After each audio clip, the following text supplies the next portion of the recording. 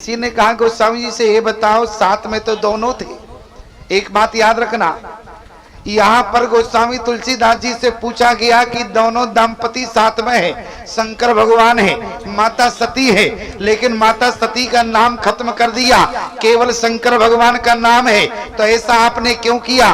गोस्वामी जी कहने लगे कि जो भगवान की कथा में तन से बैठता है उसका नाम जरूरी नहीं है, जो मन से बैठे उसका नाम आता है प्यारे।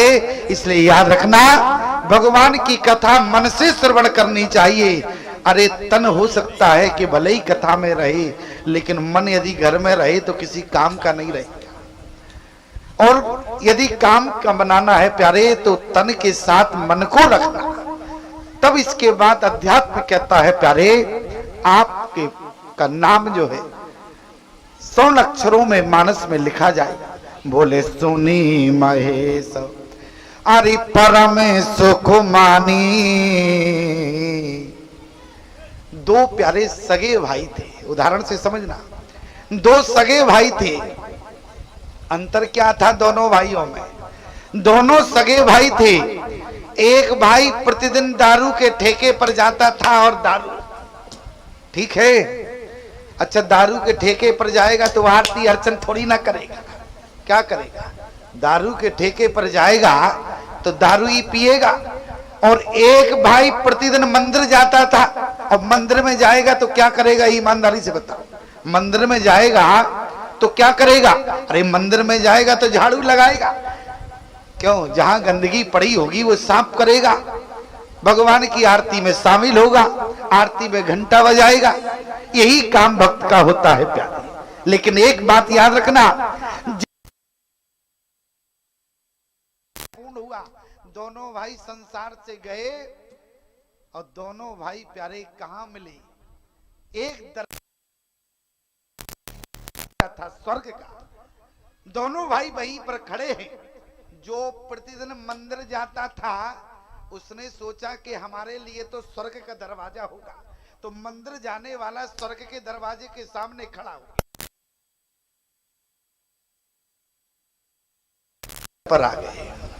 उसने कहा अच्छा, पूरे जीवन में मंदिर में झाड़ू लगाया, पूरे जीवन मैंने किसी दिन एक दिन भी हमारे जीवन में गैप नहीं हुआ, और हम भगवान के मंदिर में प्रतिदिन गए, इसके बाद भी हमें स्वर्ग नहीं मिल रहा।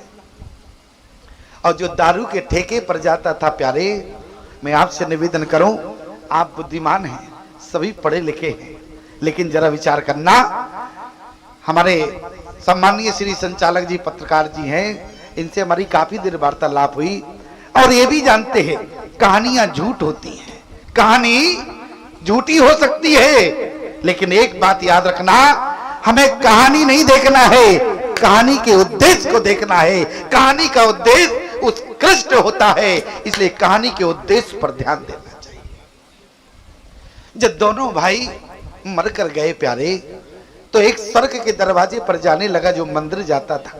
द्वारपालों ने रोक दिया, तुम्हारे लिए दरवाजा नहीं। क्यों?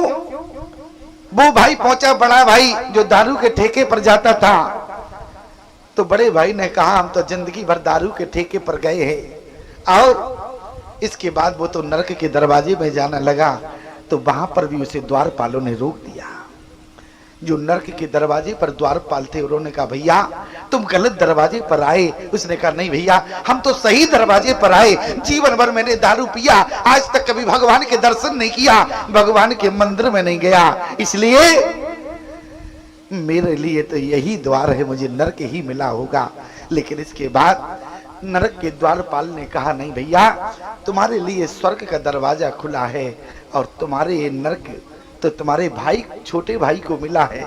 दोनों भाइयों में वार्तालाप हुआ, लेकिन एक बात भी समझ में ना आई।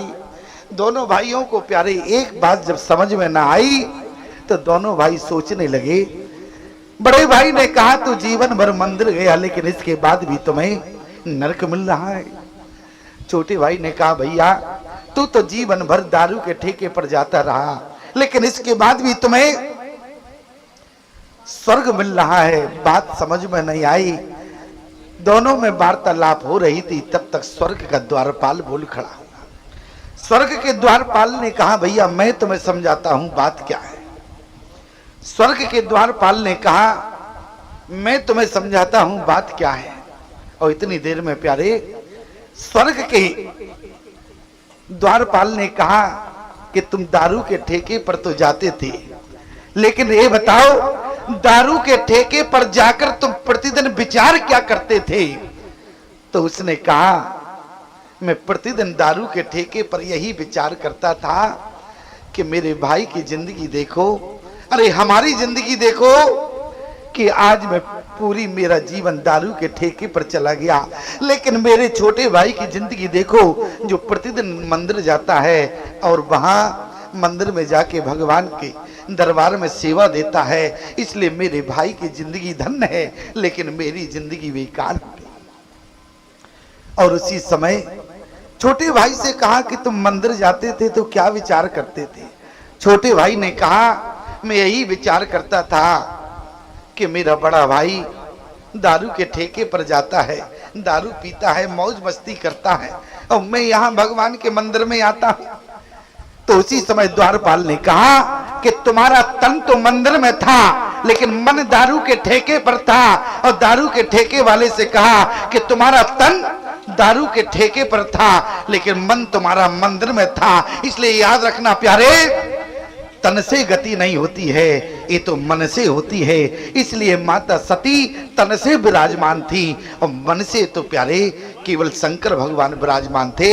और याद रखना जो अध्यात्म का कैमरा होता है प्यारे वो सब देखता है। जैसे एक भौतिक साधन लगा हुआ है, एक कैमरे जो चल रहे हैं, इसी प्रकार से ये मत समझना अध्यात्म का कैमरा लगा होता है। और अध्यात्म का कैमरा हम आपके जीवन में तन नहीं देखता, मन देखता है। यदि मन से विराजमान रहोगे तो गारंटी देते हैं प्यारे इतिहास में तुम्हारा नाम आ जाएगा, अन्यथा नाम उड़ा दिया जाएगा।